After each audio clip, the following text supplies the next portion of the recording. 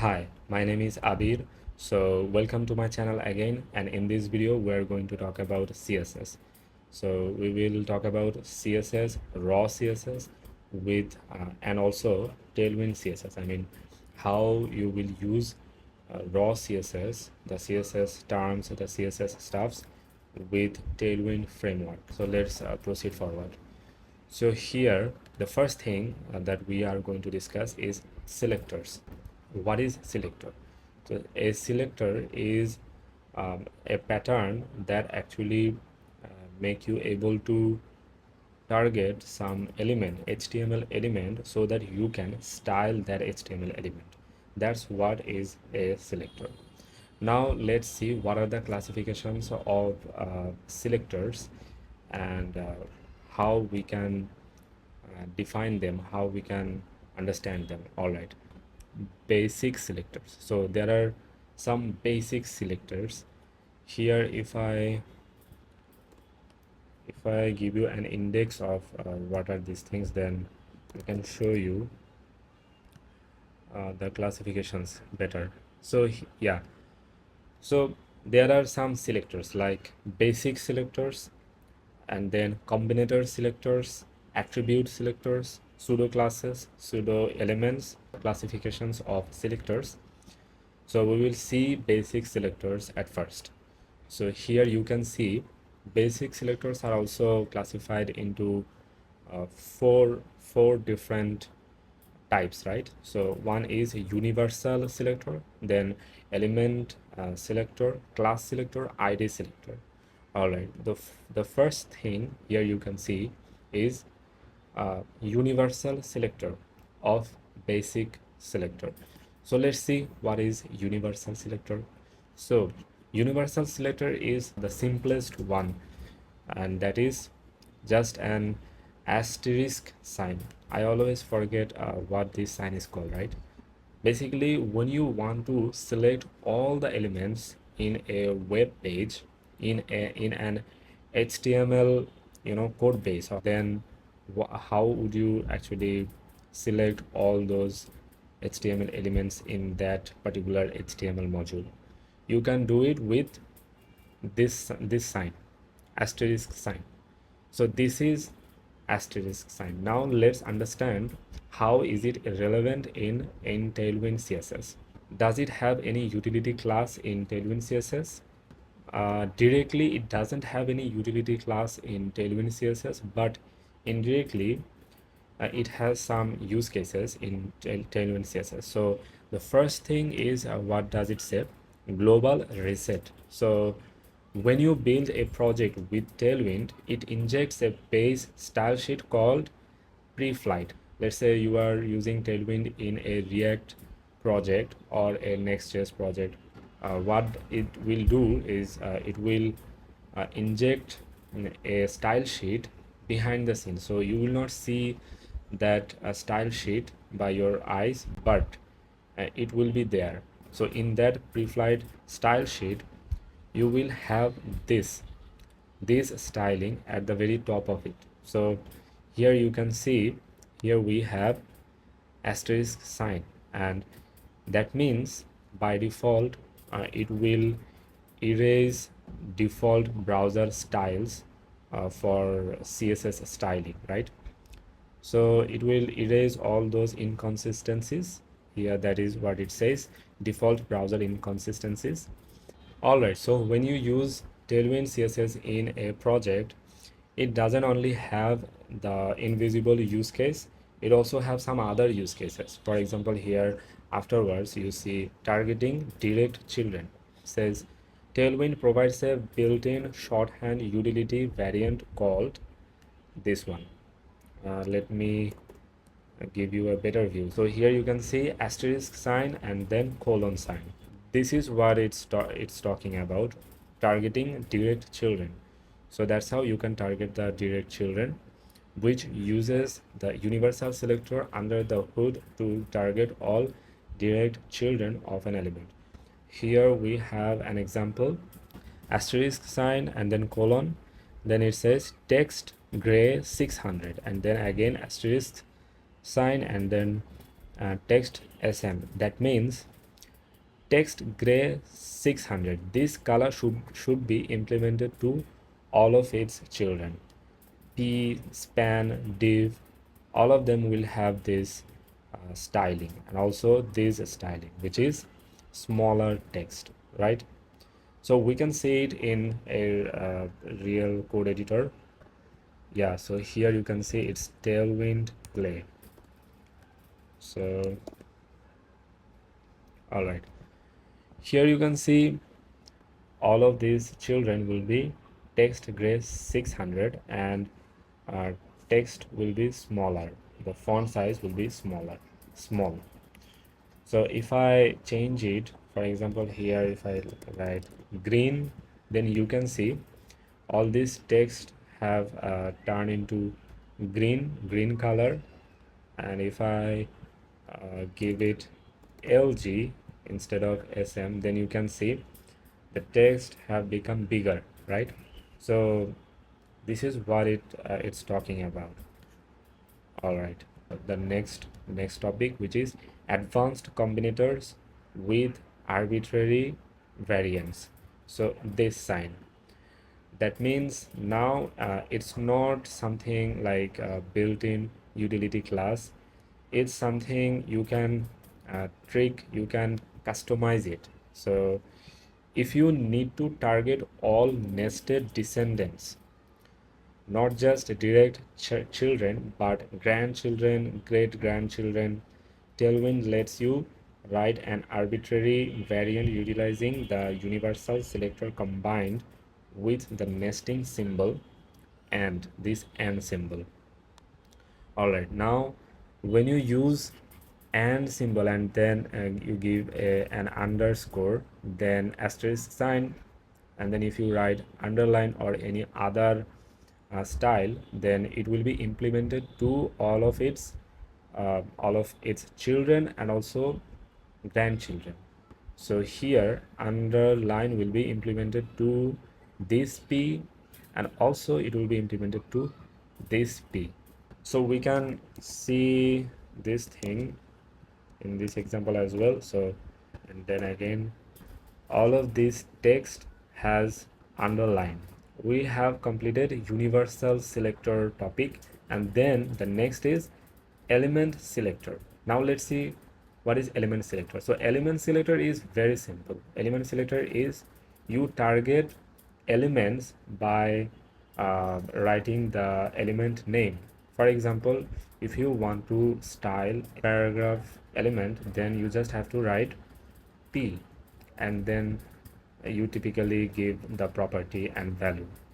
So this is what element selector. And how does it look like in Tailwind CSS?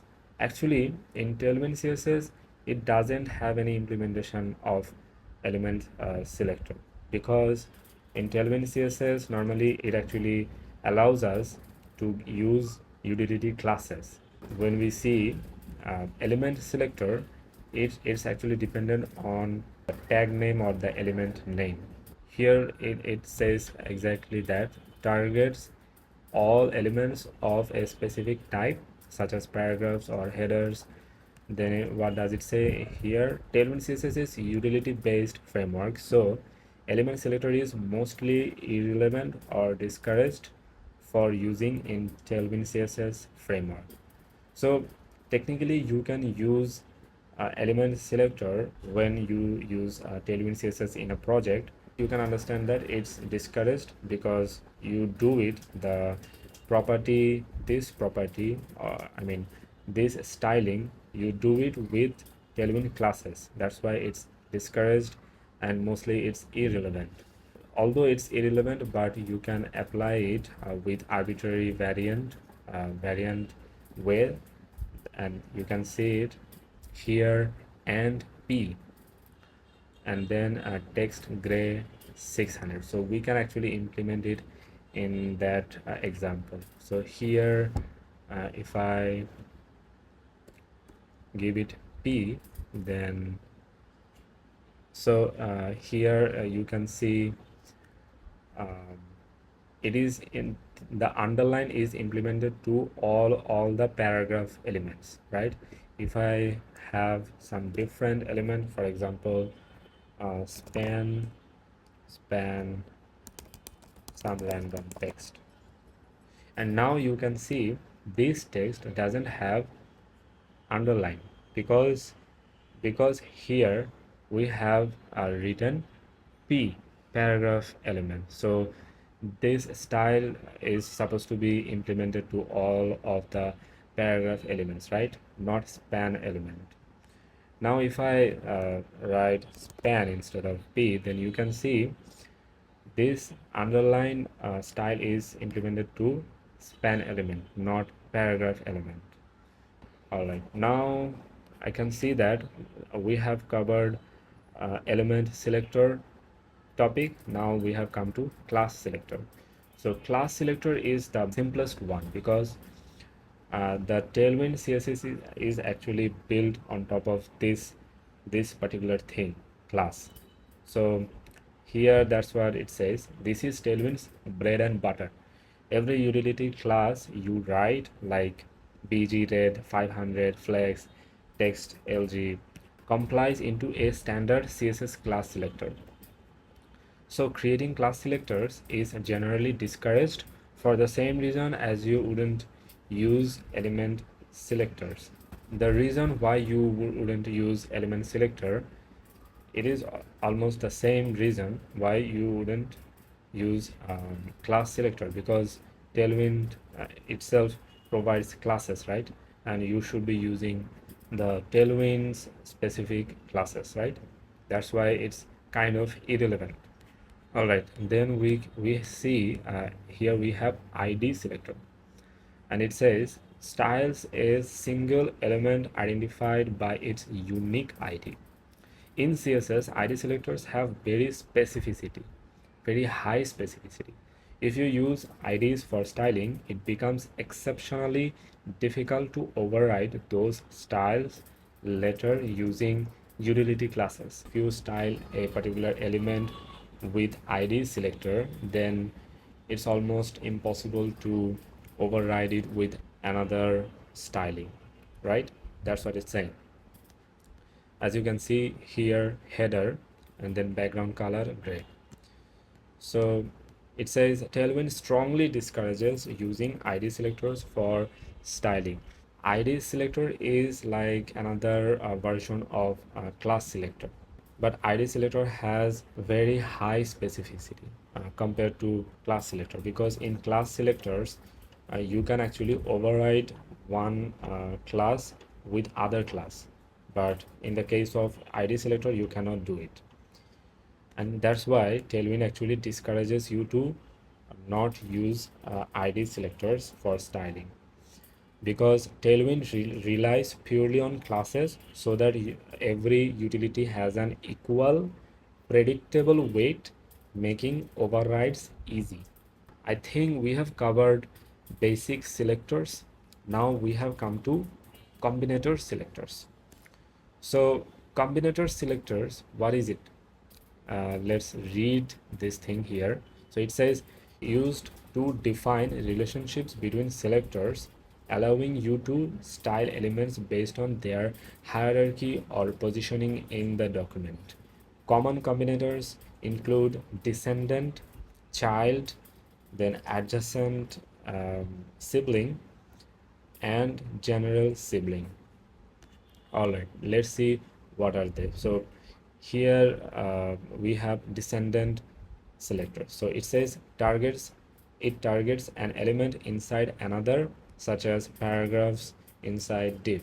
You are selecting p, which is inside div, and then we have child selector. So it means as you can see here, div and then greater than and p. So greater than sign, or you can say right angle bracket and then p. So this means that they only affects the direct child elements of a parent. So this means that when you have a div element, and then if you have p element inside that div, it will select that p element. If you have 2 or 3 p element, and that means multiple p elements, then it will actually target all those p elements inside of that div element. So that's how it works. The next thing is adjacent sibling selector. So here it says that it styles an element immediately following another. Here how it says h1 plus p, that means h1 is before p element, so the p element right after h1 element will be bold. So we can see it right into the real example here. Span right after p element, right? So we can see it here, p plus span, and then let's say color equal to red, and now you can see this text has become red, right? And it's because span is right after p. By the way, we can prove it by saying here I'm giving it another p tag. So here you can see we have or we can get another span here, for example, yeah, this and we can actually give it a meaningful text, for example, second span element, and here uh, first span element.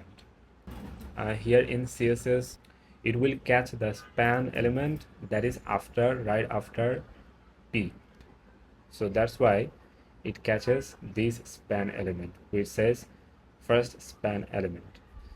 Now if I give for example span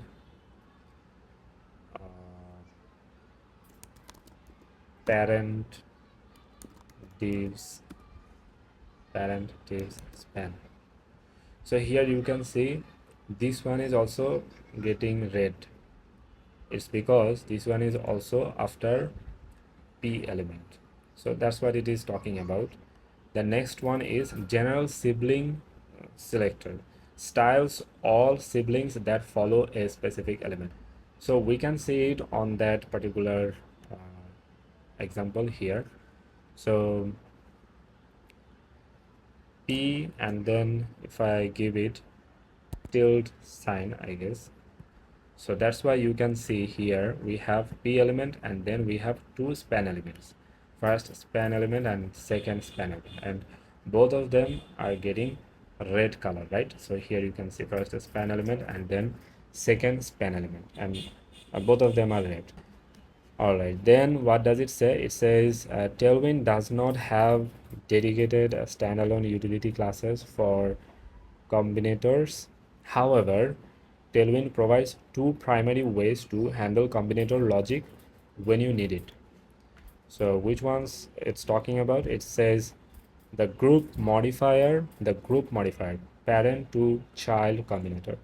If you want to style a child element based on what its parent is doing, hovering the parent makes the child change color. You use group.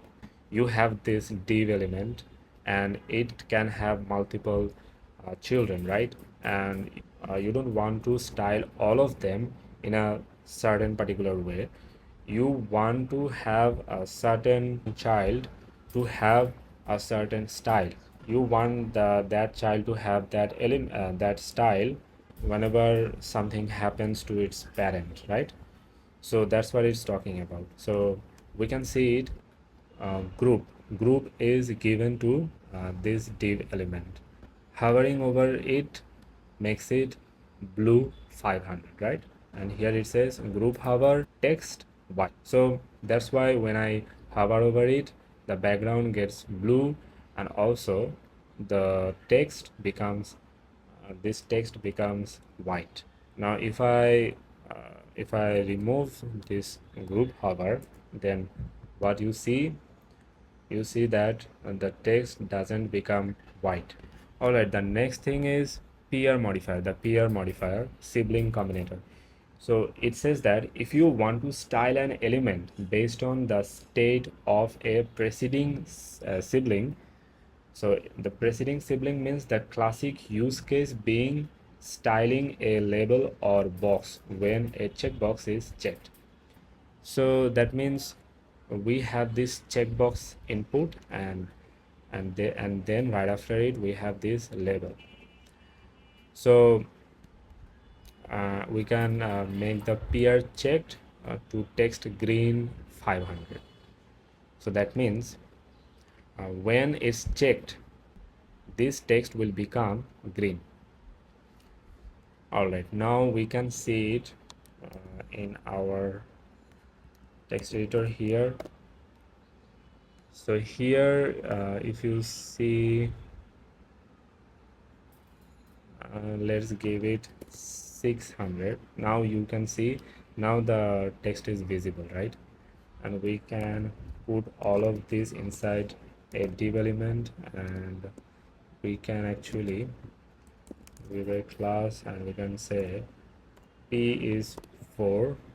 Now you can see it clearly. So if I now check this checkbox, this text will become green. Now you can see I checked this checkbox and the text has become green. All right, now let's see what it says next. Arbitrary variants with arbitrary selectors. So here it says direct child selector. So direct child selector and then p, it means what you add right after it. All right, so that's it. This one is like customized tailwind css class. So we can see it in here. For example, we have p first paragraph, then second one, first div element, div, let's make it div. Here it's also div. All right, and here second. So now here I can say and p and text red 500. So that means div's child is p, and all the p element gets red. That's what it means with this tailwind css class. So and underscore p plus div,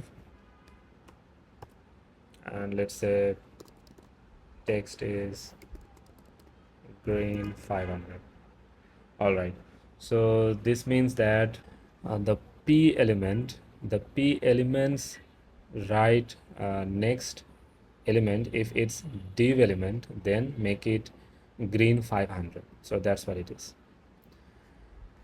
Then so we have completed combinator selectors, and then now we have come to attribute selectors. So what does it say? It says attribute selectors in CSS target elements based on the presence or value of their attributes. So when we write HTML code, and inside every element, not every element, but in most elements we write some attributes, right? So we can select those elements based on their attributes, and also I mean the existence of certain attributes, and also the value of certain attributes. So based on that we can actually target them.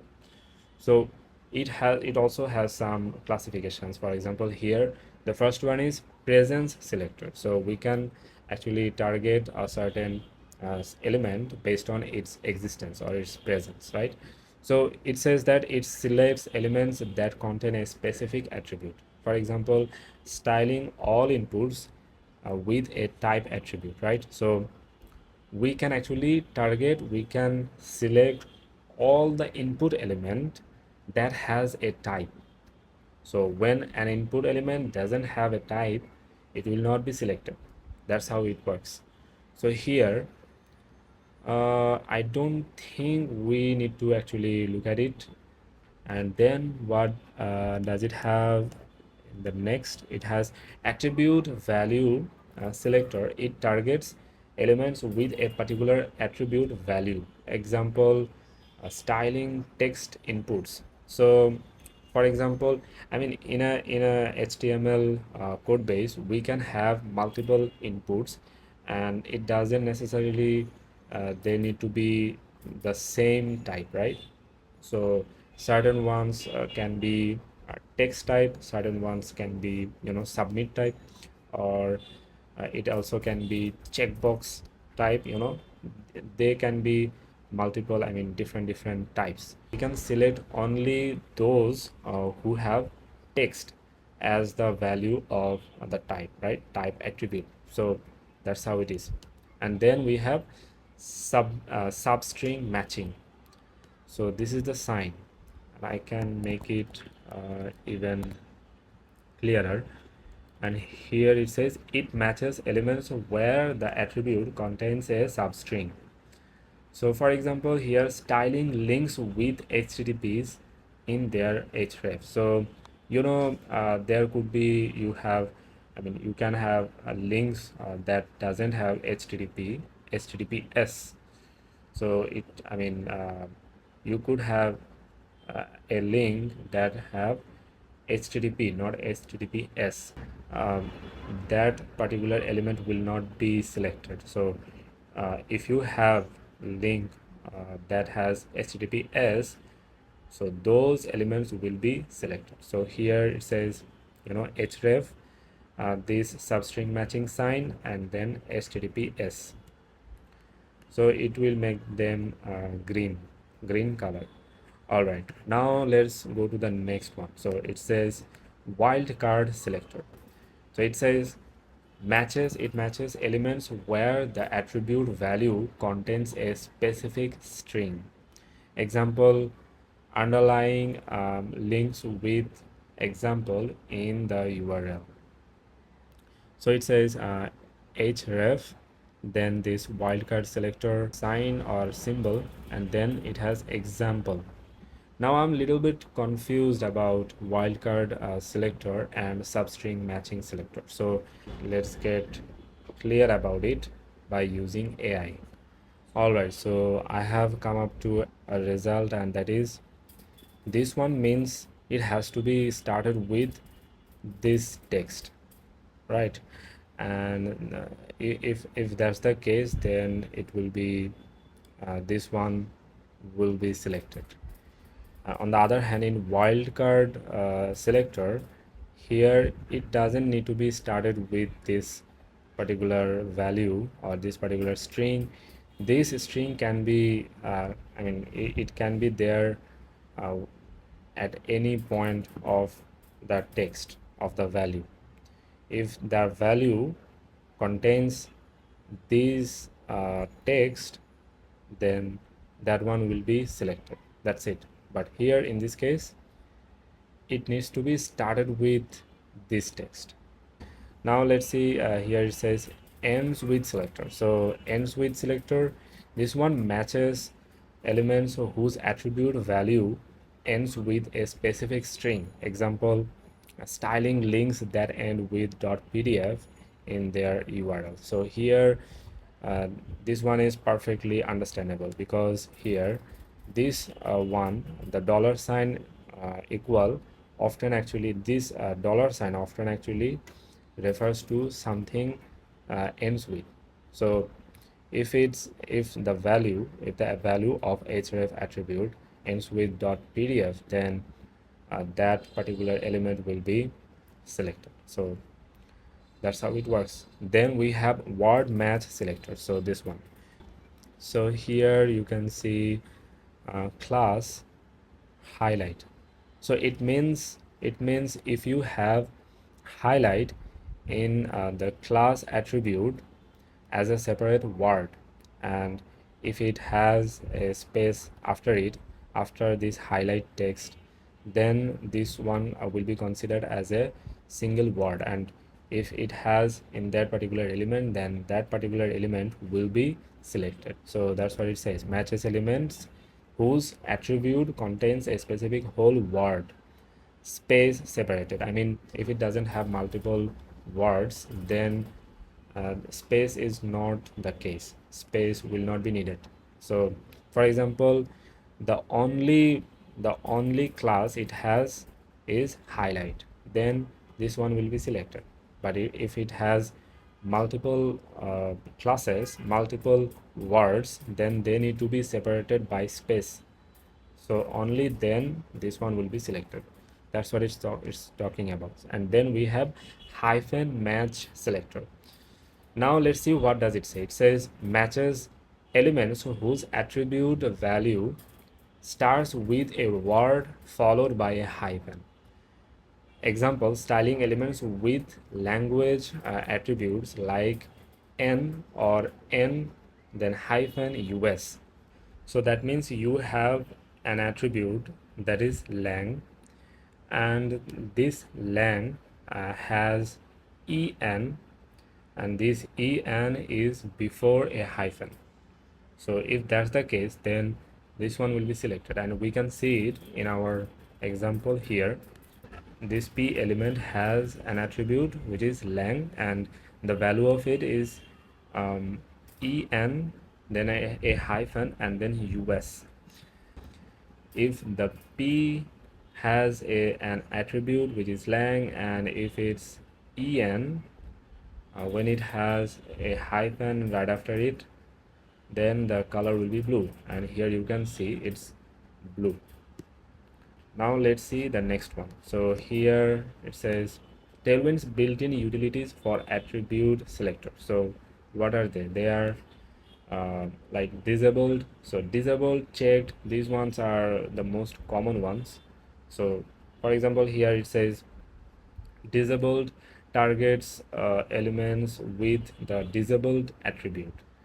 So here you can say button, class opacity, okay, disabled, cursor not allowed. So cursor not allowed, so that means this button is disabled, and if you click on this button, it will not come into any effect because this one is disabled. And yeah, and then it has checked. This one targets checkboxes, radios, or options with the checked attribute.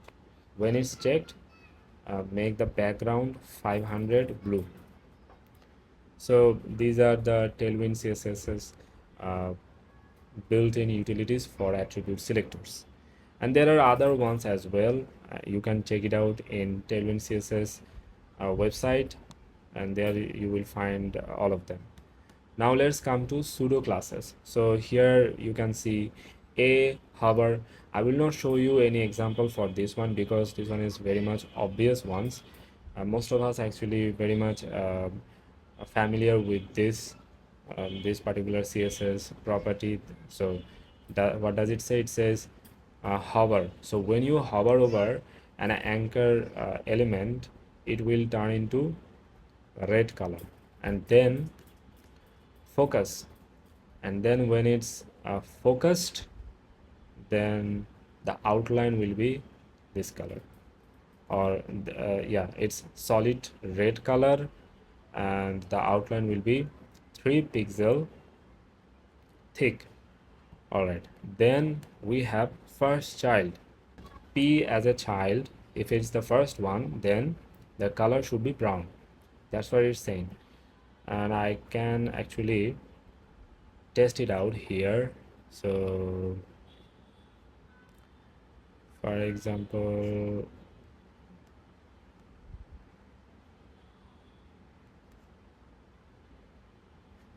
All right, here I can say let's clear it out here. And by the way, yeah, here first child. So first child, instead of blue, we can give it like green, not green. Let's say it's golden rod. Okay, golden rod. So P, when it's first child, the color should be golden rod. And you can see it has two paragraph elements, and the first one is turning to this yellowish color. So I think this one is cleared. Now let's see the next one. So here it says last child. So the concept is same. When P is last child, turn it to brown. That's what this example is saying. And then we have P not dot one. So when this P doesn't have a class of one, then turn it to blue. So I can do it. I think we should clear all these stylings. All right, so here not one. All right, so now you can see we have two paragraph elements and all of them is turning to this color, golden rod. So why is that? It's because, and here we said if any P element doesn't have this class 1, then turn it to this color. So both of them doesn't have this class, that's why. Now if I give this particular class to the first paragraph, then we will see how does it look. 1, now you can see the first paragraph is black. It's not it doesn't have this golden rod color. Why is that? It because now it has one this class, and it says when it doesn't have this one class, only then turn it to golden rod color. All right, so this one is covered. Now let's see what comes next. So Tailwind CSS for pseudo classes. So we are currently talking about pseudo classes and how does it look in Tailwind CSS framework. So when you want to write pseudo classes in Tailwind CSS, you would do it in this way. So when we hover over our mouse on this button element, this one will be blue 600 color. And the same way when we when we have focus on this button, this will turn to ring 2. That means it will have a outline, an outline that will look like a ring, and the thickness will be 2, which is I think 1 is 4 pixel, so 2 will be 8 pixel. And similarly we have active, which will turn to ring red 500 color. All right, then we have positional and index based pseudo classes, and first, last, only, even, odd. So first is first child, so that's what I mean, that one we have seen here. P first child, last child, not, and then we can have only child, even, odd, all of these things, and you can see it all in Tailwind CSS website. And then we have arbitrary pseudo classes. So using not it means that if this div element has multiple P elements, then apply this style to all of them except the last one. And then we have using, and what does it say? It says using the modern has parent selector, relative selector. So it says that has checked, then border blue 500. So this one says is this wrapper turns into turn its border blue if the checkbox inside is checked. All right, then we have using a complex index matching. So nth child. So when you have li tag inside ul or ol element, then it's not, I mean, it will not have only one li element. Obviously it will have multiple li elements. I mean, that's how we write HTML, right? And then if and here we can understand that it has at least three or more than three li elements, and the third one should turn to red 500, this color. Alright, then we have pseudo elements. So pseudo elements allow you to target and style specific parts of an element, such as inserting content before or after it. So pseudo elements are the elements we don't write in HTML. Normally we don't write it, so we can have it with CSS, using CSS. For example, here we have this pseudo element before, so this one will be applied to here h1 element, since we have written it here in CSS. Then this one will be created an invisible way, and it will have a content which is this star, and then it will have a gap, a space after it. Then after the same way, so it will have an element after h1, and the content will be this asterisk sign, and then after it has a space. Then first line styles, this one styles the first line of text within a block element. Line breaks mark the beginning of a new line.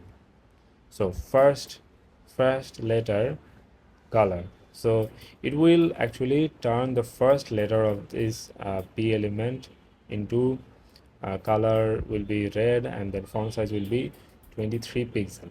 That's what it says. And then placeholder similarly, if any input has a placeholder, these styles will be implemented to that particular placeholder. All right, next we have tailwind utilities for pseudo elements.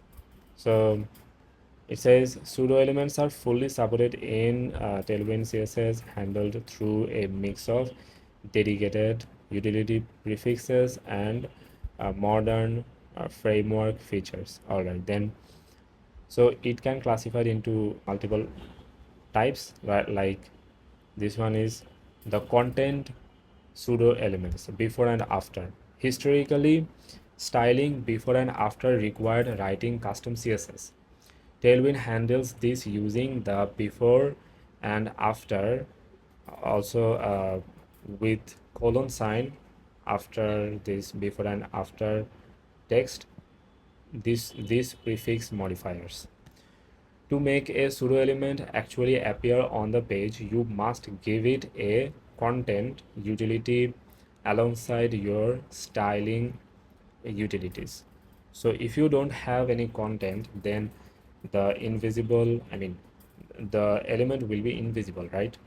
So that's what it says, before and then content, and this is the content, asterisk sign, and then you will see asterisk sign, and that's how you can tell that it has a before pseudo element. And then you can style it with this way, I mean in this way. Before this before element will turn into red 500 color, and then we have mr1. Mr mean margin in the right side, 1 means 4 pixel. So yeah, this is pretty understandable. And then we have form and text selection pseudo elements. Placeholder, so you can, and we talked about placeholder, and that's how placeholder can be styled. Placeholder text gray 400, placeholder italic So this placeholder will have these styles. Then we have selection styles text. When the user highlights selects it with their mouse, then you can actually style these selections, right? Highlight me. Then file styles the browse button on file input fields. Then we have combining pseudo classes and pseudo elements. So we can combine pseudo classes with pseudo elements.